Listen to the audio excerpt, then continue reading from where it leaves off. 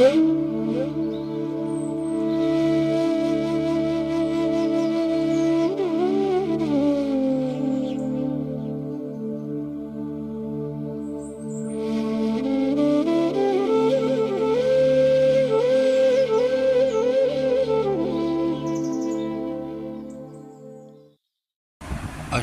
मा सद्गमयो तमसो मा ज्योतिर्गमयो मृत्युर्मा अमृतंगमयो। नमस्कार। श्री श्री ठाकुर श्री श्री मा एवं स्वामीजी महाराजेर रातुल चरणे भुलुंठित प्रणाम जानाई। आजकेर अनुध्यानेर शुरूतेई आपनादेर सकलके स्वागत जानिए दु एकटी कथा बोले राखी जे आगामी रविवार रामकृष्ण मठ चंडीपुर अर्थात मठ चंडीपुर जेटिके बोली सेखाने एकटी युव सम्मेलन हबे। ओई युव सम्मेलने ठाकुरमा स्वामीजीर कथा विशेष करे युवकदेर उद्देश्ये स्वामीजीर कथा बलार आह्वान एसेছে। अनेक भक्त चंडीपुर मठ चंडीपुर अंचले थाकेन, गड़बेता अंचले थाकेन। तारा अनेक समय जानते चान जे देखा करा जाबे किना, तो आपनारा ओई दिन आसते पारेन मठ चंडीपुर रामकृष्ण मिशने। और एक कथा जो आगामी 16 আগস্ট पूज्यपाद श्रीमद स्वामी गहनानंदजी महाराजेर स्मरणे एक भक्त सम्मेलन हबे स्वामी विवेकानंदेर पैतृक आवास एवं सांस्कृतिक केंद्रे। ओखानेও आपनारा आसते पारेन। और बाकी पर्यायक्रमिक अनुष्ठान सूची आपनादेर परवर्तीकाले आमरा बोलबो। आत्मविकास एवं विवेकानंद अनुध्यान केंद्रेर जन्य आमि आपनादेर काछे भिक्षा चाइछि। सेई भिक्षा आपनारा यदि प्रति मासे आमादेर एकटुखानि साहाय्येर हाथ बाड़िये देन ताहले अनेकटी उपकार है। आमरा आज के पूजनीय स्वामी निर्लिप्तानंदजी महाराजेर कथा बोलबो, जाके रंजित महाराज बोलेई आमरा सकलेई जानी। रामकृष्ण मठ एवं मिशने रंजित महाराज नामे हयतो अनेक सन्यासी थाकेन, किन्तु आमरा एई रंजित महाराज बोलते जार कथा विशेष करे स्मरण करब तिनि शशী महाराजेर जे जन्मस्थान रामकृष्ण मठ मयालिछापुर, सेई मयालिछापुरेर अध्यक्ष महाराज एवं बला जाए मयाल इच्छापुरेर अनेकटा रूप दान करेছিলেন এই रंजित महाराज। 1940 सालेर 19 अक्टोबर এই पृथिवीते तार आविर्भाव হয়েছিল। पिता छिलेन ईश्वर नगेंद्रनाथ चाकलादार, अखंड दिनाजपुरेर सिविल सार्जन हिसाबे अर्थात डाक्तार छिलेन तार बाबा। स्वभावेते छिलेन अत्यंत उदार। और मा छिलेन सरजुबाला देवी, कलकातार बेथुन कलेजेर छात्री, एकान्नवर्ती परिवारेर बधू एवं এই रंजित महाराजेर जन्मदात्री जननी। सकलेर रांगा दादा अर्थात महाराज तिनी दिनाजपुरे जन्म निয়েছিলেন এবং ছোটবেলায় বিদ্যালয়ে বাংলার খ্যাতনামা কবি কাদের নওয়াজের ছাত্র ছিলেন। প্রবেশিকা পরীক্ষায় নম্বরের ভিত্তিতে তিনি দেশের মধ্যে চতুর্থ হয়েছিলেন এবং সুন্দরতম হাতের লেখার মাধুর্যে তিনি পেয়েছিলেন ছাত্রবৃত্তি। বিদ্যালয়ের পাঠ শেষে তিনি ঢাকা মেডিকেল কলেজে ভর্তি হন এবং পিতার মতন চিকিৎসক হিসাবে পাশ করলেন। ছাত্রাবস্থাতে তিনি দিনাজপুর মঠে যাতায়াত করতেন এবং পূজনীয় শ্রীমৎ স্বামী গদাধরানন্দজি মহারাজের সান্নিধ্যে আসেন, ভালোবাসা পেলেন এবং রামকৃষ্ণ মঠ এবং মিশনের নবম অধ্যক্ষ মহারাজ श्रीमद स्वामी माधवानंदजी महाराजेर काछे तिनी महापुण्य बले मंत्र दीक्षा लाभ करें। और पंचदश अध्यक्ष श्रीमद स्वामी आत्मस्थानंदजी महाराज तारो जन्मस्थान छिलो दिनाजपुरे। वंश परम्पराय स्वामी निर्लिप्तानंदजीरो सेई अंचलेई बास छिलो। परवर्तीकाले रामकृष्ण मठ एवं मिशने योगदान करें। प्रभु महाराजेर काछ थेके तिनी ब्रह्मचर्ये बृत हुए नाम पेয়েছিলেন ब्रह्मचारी मुरारी चैतन्य। साधु जीवने मालदा रामकृष्ण मिशने तिनी योगदान करलें एवं तत्कालीन सम्पादक स्वामी पराशिवानंदजी महाराजेर कृपा लाभ करें एवं स्वामी पराशिवानंदजीर सान्निध्ये एसे तिनी साइकेले चढ़े भिक्षाय जेतेन भक्त बाड़ी बाड़ी। सारा दिन भिक्षा संग्रह करे तारा फिरतेन। परवर्तीकाले बेलुर मठे आसेन एवं ठाकुरेर कृपाय गुरुर आशीर्वादे भरत महाराजेर सहकारी हिसाबे तिनी सतता कर्मदक्षता एवं सेवाय झाँपिए पड़लेन।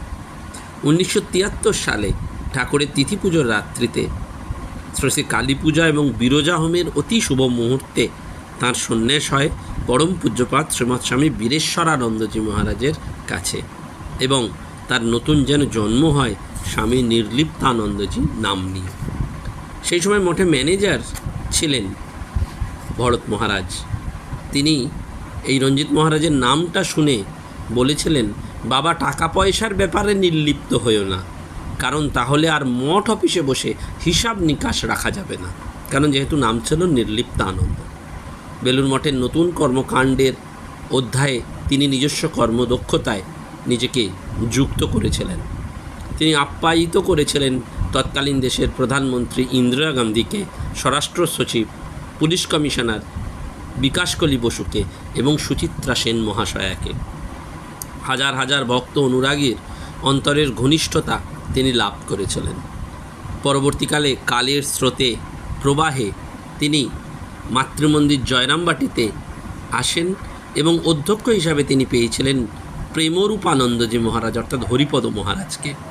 সাধারণ দরিদ্র ভক্তদের জন্য সেবা কাজ করে তিনি বিশাল জনপ্রিয়তা অর্জন করে কর্মের ভুল বোঝাবুঝিতে চলে গেলেন পাহাড়ি আশ্রম শ্যামলাতাল, এবং সাধারণ সম্পাদক স্বামী আত্মস্থানন্দজি মহারাজের নির্দেশে সাময়িক আশ্রম পরিচালনায় তিনি ঝাঁপিয়ে পড়লেন। পাহাড়ি জনজীবন নরনারীরা যখন ভূমিকম্পে ধূলিসাৎ হয়েছিল, কর্মবীর রঞ্জিত মহারাজ ঝাঁপিয়ে পড়েছিলেন।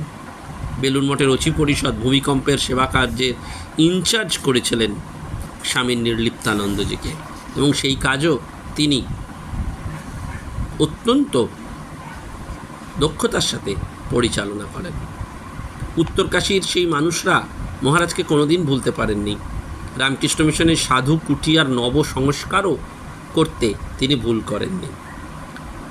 এরপর তার জীবনের একটা মোড় ঘুরল। তিনি রামকৃষ্ণ মঠ ময়াল ইছাপুর গড়ার কাজে ব্রতী হলেন। শশী মহারাজের জন্মস্থান হচ্ছে এই ময়াল ইছাপুর গ্রাম। 1994 সালের 21শে আগস্ট বেলুড় মঠের অচি পরিষদ শশী মহারাজের এই জন্মস্থানকে রামকৃষ্ণ মঠ রূপে অধিগ্রহণ করেছিল, এবং তৎকালীন ট্রাস্টি বোর্ডের অন্যতম পূজনীয় স্বামী প্রভানন্দজি মহারাজের স্থির সিদ্ধান্তে স্বামী নির্লিপ্তানন্দজি মহারাজ দায়িত্ব নিলেন। শশী মহারাজের জন্মস্থানে বংশধরদের কয়েকটা মাটির জীর্ণ বাড়ি ছিল। সেই 14টি পরিবারের পুনর্বাসন করেছিলেন। শ্রীমৎ স্বামী গহনানন্দজি মহারাজের হাতে হলো চক্রবর্তী কলোনির উদ্বোধন। আশ্রম গড়ার কাজে, শিবজ্ঞানে জীবসেবার কাজে তিনি ঝাঁপিয়ে পড়লেন। স্বামীজির ত্যাগ এবং সেবার আদর্শে গড়ে তুললেন এই ময়াল ইছাপুর মঠ, এবং সেই ইছাপুর মঠের জন্য অক্লান্ত পরিশ্রম করেছেন শ্রীমৎ স্বামী তথাগতানন্দজি মহারাজ, যিনি বেদান্ত সোসাইটির মিনিস্টার ইনচার্জ ছিলেন। তিনি শশী মহারাজের আত্মীয় ছিলেন এবং ঘোষপুর গ্রামে তার পূর্বাশ্রম ছিল। তার অনুপ্রেরণায় ডাক্তার হাসি দাস আমেরিকা থেকে প্রতি বছর আসতেন এবং এই ময়াল ইছাপুরে অত্যন্ত সেবা কাজ করেছিলেন। বহু মানুষের এই প্রিয় পাত্র ছিলেন স্বামী নির্লিপ্তানন্দজি মহারাজ। 2021 সালের 4 জানুয়ারি তিনি মায়ের কোলে ফিরে গিয়েছিলেন। আরোগ্য ভবনের 106 নম্বর ঘরে জীবনের শেষ দিন পর্যন্ত তিনি কাটিয়েছিলেন, এবং কর্মক্ষেত্র তো তার শশী মহারাজের শেষ দিকটা এই জন্মস্থানই ছিল। সেখানে তিনি শিক্ষা, স্বাস্থ্য বিষয়ে ভ্রাম্যমাণ দাতব্য চিকিৎসালয়, ফ্রি কোচিং সেন্টার, এই বিভিন্ন কাজ করে অবশেষে অবসর জীবন তিনি গ্রহণ করেছিলেন। মনোচল নিজ নিকেতনে, সংসার ও বিদেশির বেশে ভ্রম কেন অকারণে। এই মহারাজের জীবন অসাধারণ এক জীবন। তার জীবনের কয়েকটি দিক, কয়েকটি তথ্য আমরা তুলে ধরছি আজকের এই সৎকথায় শুভ চিন্তনের মধ্যে দিয়ে। মহারাজের কৃপাধন্য পাঁচুগোপাল বন্দ্যোপাধ্যায়, তার স্নেহ ভাজন ভক্ত, তিনি বলছেন তার স্মৃতিকথায় যে একদিকে বহু ভক্ত এই নির্লিপ্তানন্দজি মহারাজকে প্রণামী দিতেন, কিন্তু মহারাজ দুস্থ বিপন্ন মানুষকে সেটা বিলিয়ে দিতেন।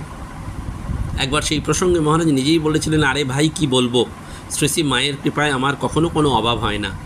আমি মাসে নিয়মিত ওরকম 2-4 হাজার টাকার হিসাব এখনই বলে দিতে পারি। মঠ তো আমার কোনো অভাব রাখেনি, তাই প্রকৃত অভাবের প্রয়োজনে তাকে দিতে পারলে আমারই ভালো লাগে। এবং মহারাজের সাথে যেহেতু বড় বড় মানুষের অনেক পরিচয় ছিল, তাই সেই সূত্রে তিনি অনেককে চাকরিও করে দিয়েছিলেন। বেলুন মঠের কাছে যখন এসবিআইয়ের একটা ব্রাঞ্চ খোলানো হয়েছিল 1976 সালে, ধরো আগে বোধহয় সম্ভবত, সেই সময় এই পাঁচুগোপাল বন্দ্যোপাধ্যায়কে পাঠানো হয়েছিল। তা সেইখানে রঞ্জিত মহারাজ একদিন এই পাঁচুবাবুকে বলেছিলেন, একটা কথা বলে রাখছি, শুধু মঠের নয়, মঠের বাইরেরও ধনী নির্ধন বিদ্বান মূর্খ নির্বিশেষে যেই কোনো কাজ নিয়ে আপনার কাছে যাবে, নিজের ক্ষতি না করে যতদূর পারবেন তাদের সাহায্য করবেন। নিশ্চয়ই জানবেন এর থেকে বড় পূজা আর হয় না।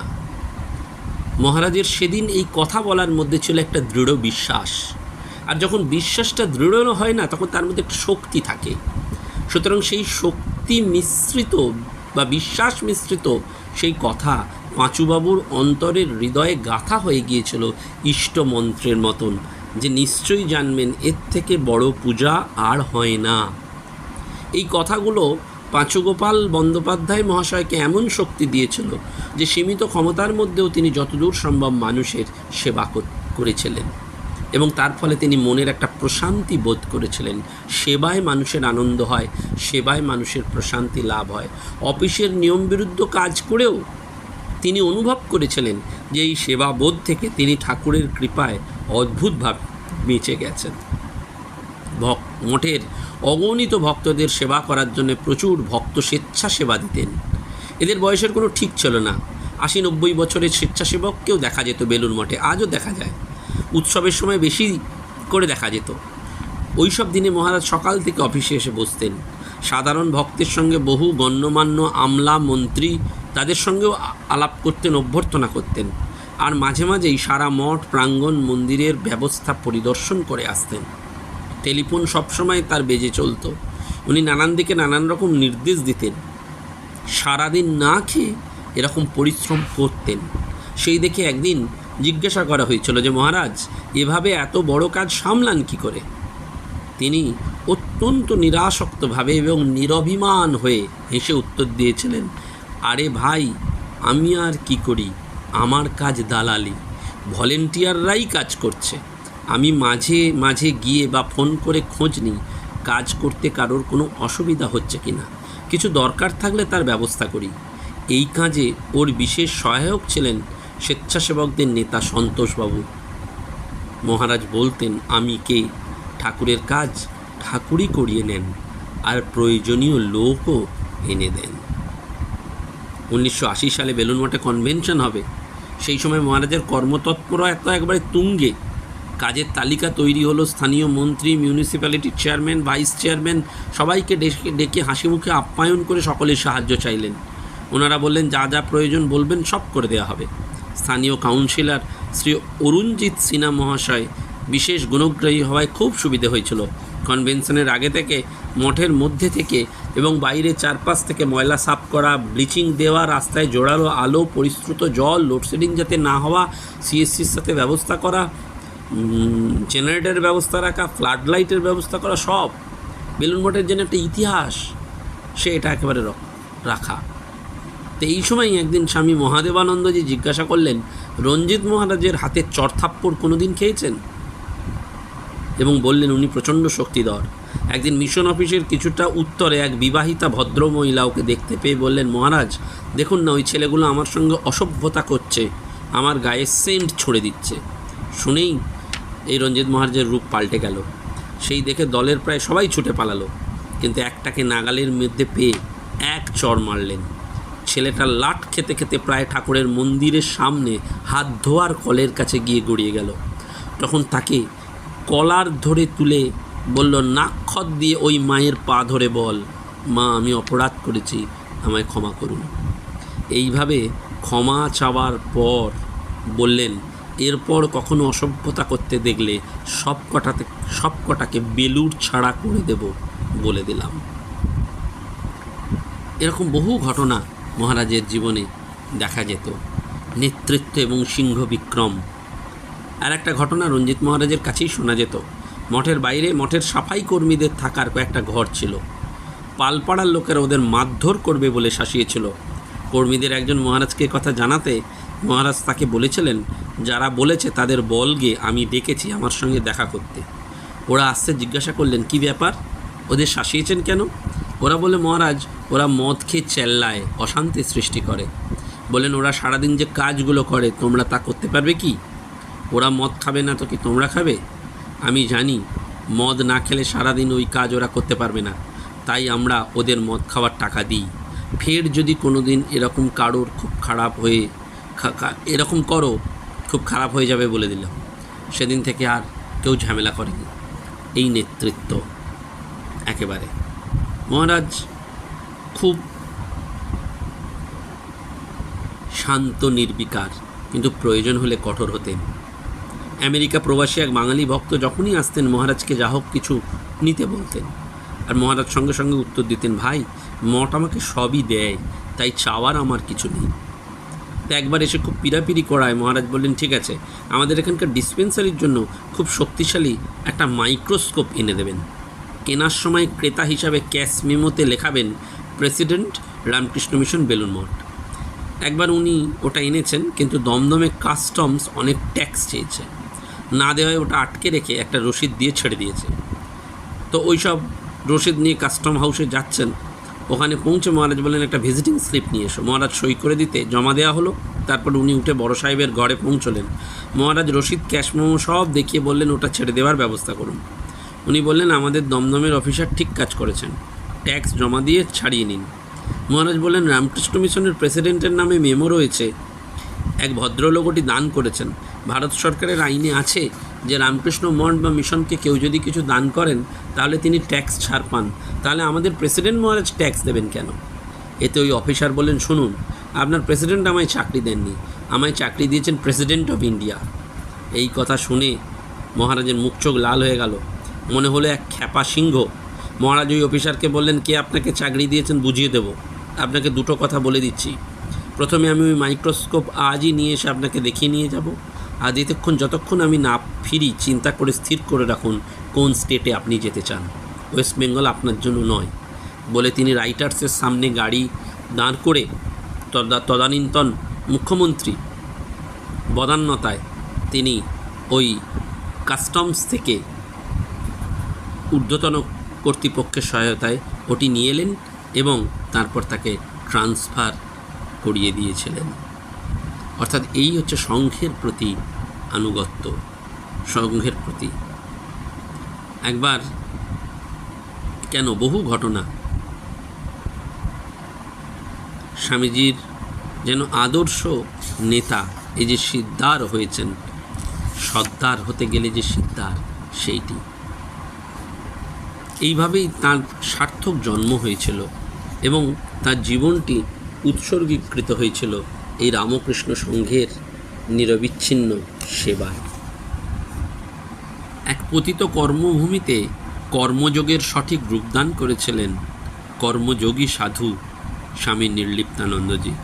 একনিষ্ঠ ঈশ্বর নির্ভরশীল প্রতিষ্ঠাতা অধ্যক্ষ রূপে তিনি এক মহান সৃষ্টি এবং কর্মযজ্ঞ করেছিলেন এবং এই ময়ালিছাপুরের বিভিন্ন সেবামূলক কাজের গোড়াপত্তন তাঁর হাত দিয়েই হয়েছিল। পরবর্তীকালে সেটা এখনও অনেক এগিয়ে গেছে। আমরা এই সন্ন্যাসী মহারাজের ক্ষুদ্র স্মৃতিতর্পণের মধ্যে দিয়ে আজকের এই অনুধ্যানের এখানেই পরিসমাপ্তি ঘটালাম। নমস্কার, ধন্যবাদ। প্রাণারাম প্রাণারাম প্রাণারাম প্রাণারাম প্রাণারাম প্রাণারাম।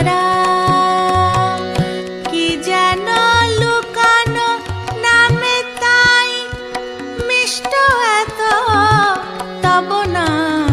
প্রাণারাম প্রাণারাম প্রাণারাম। প্রাণারা